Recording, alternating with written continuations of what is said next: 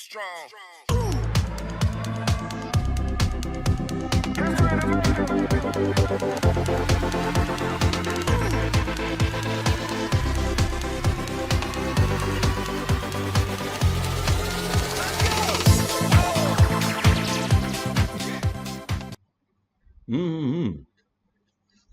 I don't think I need this.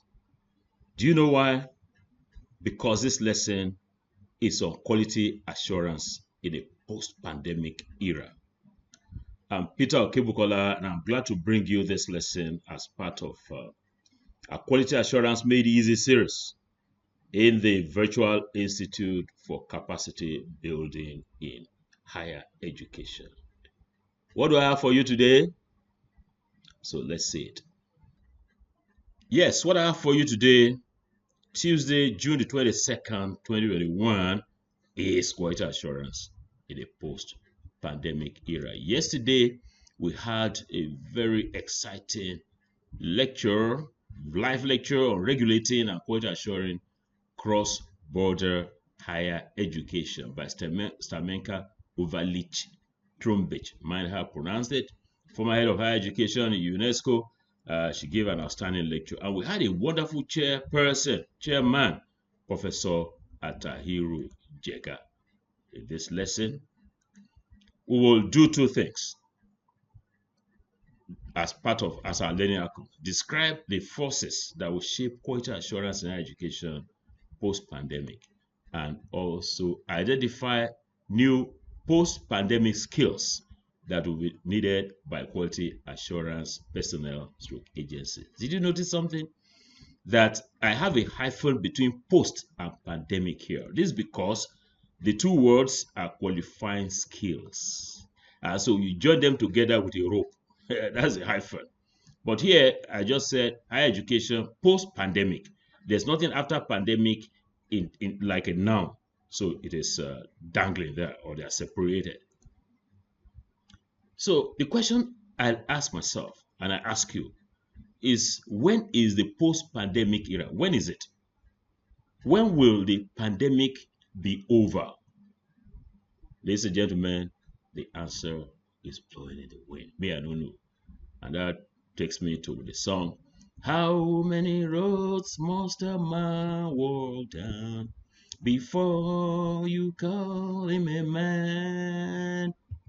How many seas must a white dove sail before she sleeps in the sand? Yes, how many times must the cannonballs fly before they're forever banned? The answer, my friend, is blowing in the wind. The answer is blowing in the wind. That's a song by Bob Dylan, and that tells me that me, I don't know tomorrow, only God knows tomorrow. Only God knows the post-pandemic era. Oyemaichi, pardon how I've pronounced it, but that's in Igbo. In Yoruba, it's Ololumola, Tanimola, only alone, only God. Now, let's take a look at epidemic and pandemic. We're talking about pandemic. I will also talk about epidemic. What is the difference? Now, when there's an outbreak like this, and the outbreak spreads, you see, the epidemic is an outbreak of a disease that occurs over a wide geographic area and affects an exceptionally high proportion of the population. So there was an outbreak ostensibly from Wuhan in China of COVID-19, and it spread across within that area. So it's an epidemic, like we're having an outbreak of cholera in a part of your country. That's cholera epidemic, or malaria epidemic, or something like that. But when it now spreads global, you can see in contrast, the pandemic relates to geographic spread, and it's used to describe a disease that affects a whole country or the entire world. So you can say it becomes a pandemic. Now, this gives you some definitions of epidemic and pandemic. Let's take a look at the history of pandemics, because we are looking at when this is going to be over. You can see it's never over. One pandemic to another, one pandemic to another. It's 165 AD to 180 AD. Anthony plagued the world, and 5 million people died. Now let me fast track to today, June 22nd, 2021. 3 point something million people have died in the world. Let's say like about 4 million died if you take the ones that have not been recorded. 4 million. But you see, that's a joke, or it's little compared with the plague of Justinian. 30 to 40, 50 million people died. The Black Death, 200 million people died. 56 in the New World smallpox outbreak. Moving on to the Spanish flu, 50 million died. So you can see HIV/AIDS killed about 35 million so far, and it goes on like that. So there are variants of COVID-19. Mind out, see how I've spelled this. The capital here, the others lowercase, like sentence case, and then 19. In some cases you can have the thing as full capital. So the Kent variant, Alpha variant, Kent UK, Beta variant in South Africa, Gamma variant, Delta variant is raging now. So only God knows when it's going to be. But my assumption for this lesson is that the post-pandemic era, I've defined it, that is going to be from next year and beyond. Now, what forces that are taking us to the first learning outcome? What forces will shape quality assurance in higher education post-pandemic? Last year, February 2020, we conducted a study which we published the study in 2020 February, and it's entitled "Delivering High School Chemistry During COVID-19 Lockdown: Voices from Africa."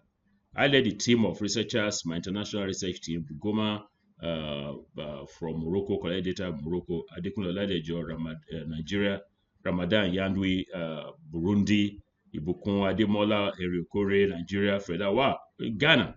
So collected data which led us to some of these forces. Now I'm going to summarize the forces related to quality assurance in higher education like this. You need to notice that I have that framework: input variables, students, curriculum, teachers, facilities, the process variables, curriculum delivery, and then funding is also input. So what forces relating to students? What are the forces relating to students that will shape quality assurance in higher education post-pandemic? Now you're going to find students who are obsessed with technology, who are obsessed with social life, and less interest in academic activities. So that's going to affect quality assurance. And then poor reading culture is going to get poorer by the day. When you say reading, it doesn't mean they are reading their Facebook pages or posts and all that. I mean reading a textbook, relating to the course of study. What about the curriculum? Knowledge is doubling. From next year, it's going to be, from next year, you're going to have the knowledge in any discipline, chemistry, biology, physics, doubling by the year. So there'll be too much to learn in too short a time. So that has implication for quality. It's a force that will shape quality. Happy news is that the National Universities Commission, under the very superlative leadership of Professor Abubakar, His Academic Eminence, Professor Abubakar Adamu Rashid, is developing a new NUC core curriculum and benchmark minimum academic standards. That will be out next year, actually later this year. Be used for 2022. If it's going to be used for 5 years, that's all 2027. So that's a force that will shape quality assurance in the coming years in Nigeria. I'm very sure that GTech of Ghana, CNES of Senegal, and the other quality assurance agencies are also working hard to update their curriculum as a force that will shape quality assurance. What about teachers? Now, the weak capacity for ICT use is increasingly exposed. Many of our teachers that were just hiding, but when there was lockdown, now that lockdown is easing, we're able to see that many of them have very weak ICT skills, and they are unprepared for fast-paced students. Forces relating to facilities: we have weak infrastructure, weak ICT infrastructure to deliver higher education qualitatively. And that's why some of our participants in this Virtual Institute for Capacity Building Higher Education, you run into some challenge of internet connectivity. Now, in the universities, you have instances where, plenty of those instances, though, where there's no Wi-Fi in the entire university. Although the records that we have show that the universities claim, about 50% of Nigerian universities claim that they have 24 hours of Wi-Fi and in 7 days a week in their universities. But I doubt it very much. It must be much, much less. So that will shape quality assurance in post to COVID-19 or post pandemic. There'll be high rate of outdatedness of equipment. Now, the equipment that you have now, because of the improvement in technology, change in technology, they'll get rapidly outdated. What about curriculum delivery? What are the forces which shape curriculum delivery that will affect quality assurance in higher education post-pandemic? Now, we're going to have online and blended learning. This will continue to predominate, and dual mode institutions, face-to-face with online delivery, they will be in vogue. Virtual laboratories, Dr. Oladejo and his colleagues are working hard on this. Virtual laboratories and virtual practicals will be a notable feature post-pandemic. And very sadly, there will be less funds will be available to the institutions. Why? Because the global economy took a dip during the pandemic and it's not recovered yet. It may take a little while before it recovers. So the funds available to our higher education institutions will not be as much as they used to have in the past, and that will shape quality assurance. Now, what are the skills that our quality assurance personnel, in this case I'm talking about directors of quality assurance, director of quality assurance in our universities that are attending this course and others, and the agencies, the national quality assurance agencies like NUC, like GTEC, like CNS, and the others. What are the skills that you will need for quality assurance post-pandemic? We'll need improved ICT skills. So all of you in this course and the leaders, managers of NUC must improve the ICT skills of their personnel. And then we'll need improved skills in conducting quality assurance in a virtual environment. You know, we're talking about blended learning, online learning, virtual laboratories, virtual workshops. We now need to kit and tool our personnel and agencies, personnel working in agencies with skills. We need to improve their skills in conducting quality assurance in a virtual environment. Oh, the happy news again is that the next module, we're going to focus on accreditation, and we're going to look at how this can be deployed, virtual accreditation in virtual environment. And you need to have the personnel, you need to have better courtesy in dealing with higher education institutions. What do I mean by that? I'm the butt, that means the end butt of some of these bad courses, or the part of some, very few AUC personnel. They will write to you and it's as if you are their boy. They will write to you very discourteously. I think it's some kind of poor home training. So you got to be courteous. You see, if you went to a developed country, when the regulator, the policeman, wants to arrest you, he will deal with you with courtesy. Oh, hello, sir. How are you doing? Hey, can you please step aside? Can I see your driver's license? Can you do this? But then you see a few of you, and I think you need to sit up. I don't want to. Okay, no, let me just raise that. So a lot of courtesy we need to do with that, because the social life will change and people are aware of their rights, and you may be in some deep trouble when you are discourteous to people. And there must be a high level of trust. These are skills that we need to, skills of trust between the quality assurance personnel and the higher education institutions. We also need skills in the use of open educational resources. And of course, post-pandemic will be an era of online and blended learning. So we need new standards, not the old standards. We need new standards to be developed by the agencies. We also need new tools, because we now have new standards for online and blended learning. You need new tools for quality assurance.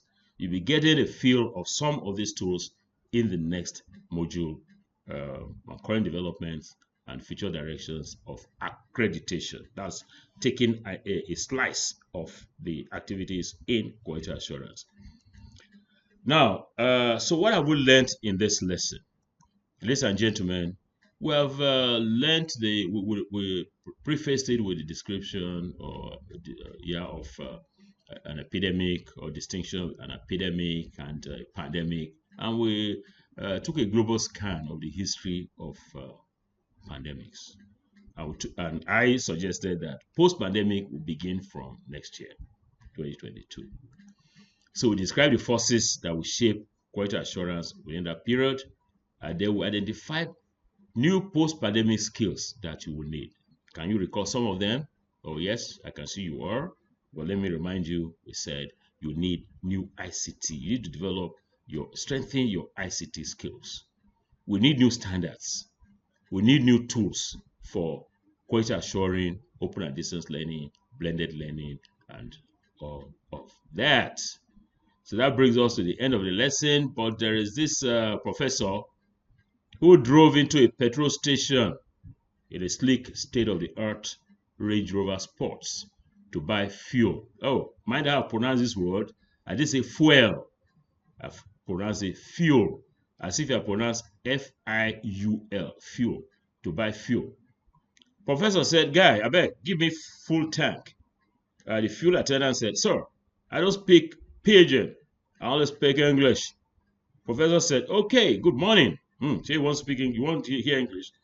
I currently feel a profound desire to replenish the propelling of my motorized automobile. Therefore, I cordially request you to transfer from your subterranean reservoir a sufficient quantity of the combustible fluid of the highest octane rating to fill the appropriate receptacle of the said means of perambulation to the brim. The fuel attendant say, okay, now play at the play. How much fuel you want? Interesting. Yeah, I also feel some profound desire to fill my gastric environment with some polysaccharide substances. That's a big grammar for I'm hungry. I want to put some carbohydrate inside my belly here. So until next lesson, my friends, it is bye-bye from me.